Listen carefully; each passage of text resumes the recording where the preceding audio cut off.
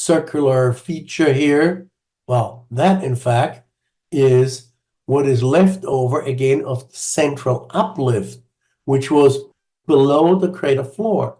The actual crater and the crater rim has long been eroded away because this feature called Vredefort in South Africa, which used to have a diameter of 300 kilometers, and what we see here now, what is left of it, is barely 70 kilometers across. Again, the central peak that is eroded. This one is over 2 billion years old.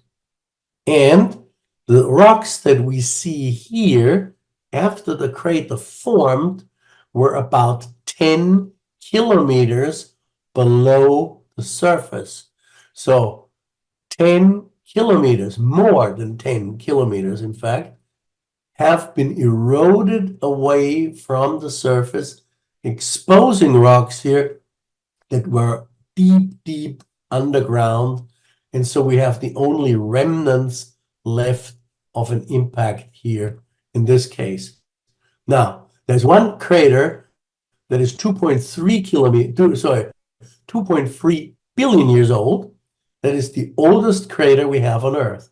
Earth is about 4.5 billion years old. So we do not know any impact craters on Earth that have been preserved that are for half the age of the Earth for the first almost 2.5 billion years.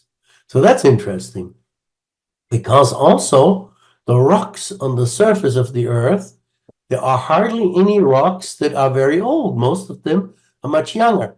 I live in Europe. Europe is known, for example, in the center of Europe, there's a mountain chain called the Alps. People like to go skiing there, for example. These Alps only started forming less than 70 million years ago.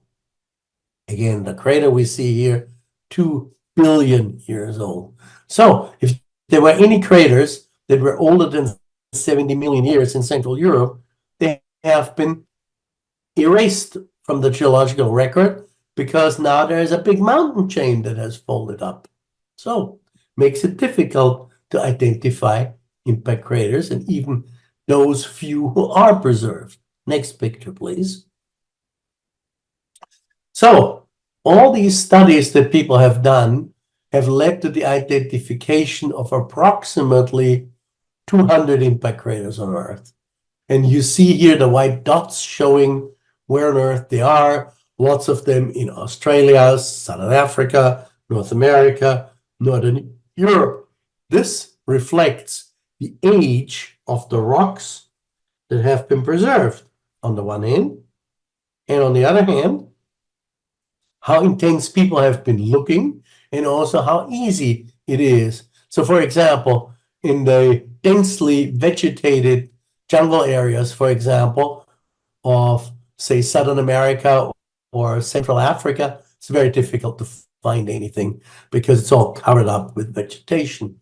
Also the mountain chains, say in the area there we see Himalaya, Tibet, and that whole area, it's all gone because it has changed very rapidly over geological history.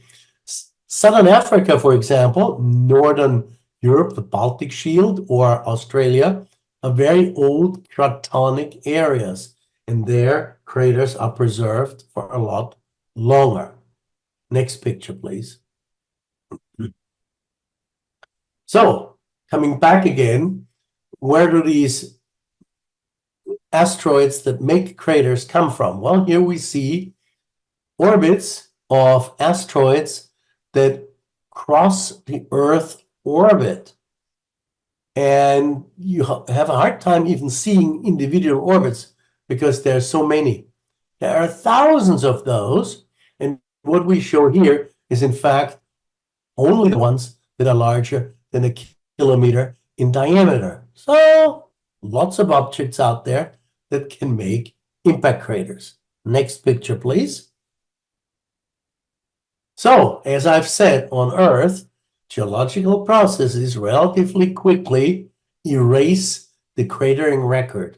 And that leads to so far only about 200 impact craters that are recognized on Earth. So it's not so easy to confirm impact structures. And maybe if you remember some of the pictures before, and there are many more examples, some of the old structures, they don't even look circular anymore. So and of course, also the earlier pictures showed you lots of circular features that are not impact craters. So when people kind of think that, oh, what we need is a circular feature, no, that's not true. That's not good enough. So next picture, please. So aerial photographs or even remote sensing like geophysics, it's just not good enough. I've had many pictures that people sent me, space photographs, and people said, oh, I found an impact crater because there's a circular feature. No, it's not true. I call it the curse of Google Earth because anybody can look at and see circular features, but you need to look at the geology in more detail. Not only the geology, you need to look at the rocks in detail. So it is important not to overinterpret things or isolate data or to extrapolate, assuming that because there's a circular feature, it has anything to do with impact. Next picture, please. So a few years ago, a colleague, Bevan French, and myself, we wrote up a review paper, which we called the Convincing Identification of Terrestrial Meteorite Impact Structures. What works, what doesn't, and why. And here we explain in great detail and lots of geological, petrographic, mineralogical, and geochemical details what it really takes to identify a crater. Now, I will not go through all the details here. There's not enough time to do that. But let's go through and see a few lines of evidence quickly. Next picture, please. So in order now to calibrate these things, the Meteoritical Society, which is an international organization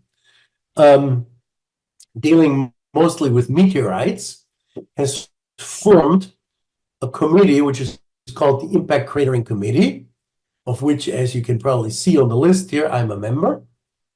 And it sat together for several years, and it compiled now as a community consensus report a list of criteria that are really unambiguous, that we say, okay, if we find this, we know it's an impact crater.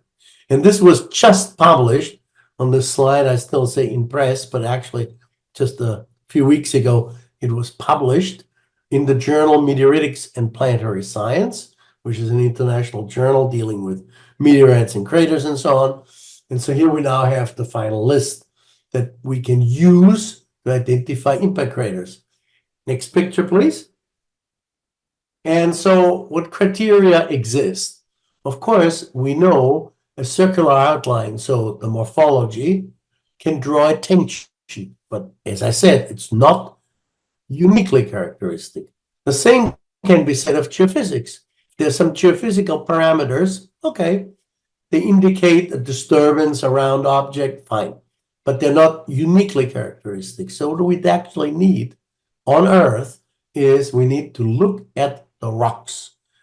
And only the last two items on this list, namely the presence of shock metamorphism, so rocks that have been shocked, I'll explain in a moment this in more detail, and or if you find traces of extraterrestrial meteoritic material in melt rocks or breccias, only that is really characteristic and uniquely characteristic on Earth. Next picture, please. Here we see what is called a shatter cone. The big picture shows an object that's something about 25 centimeters across, and it shows conical surfaces that have striations. This is the only macroscopic form of impact that we know on Earth. However, be careful, because the image on the lower left shows something that looks somewhat similar, but is actually a sedimentary feature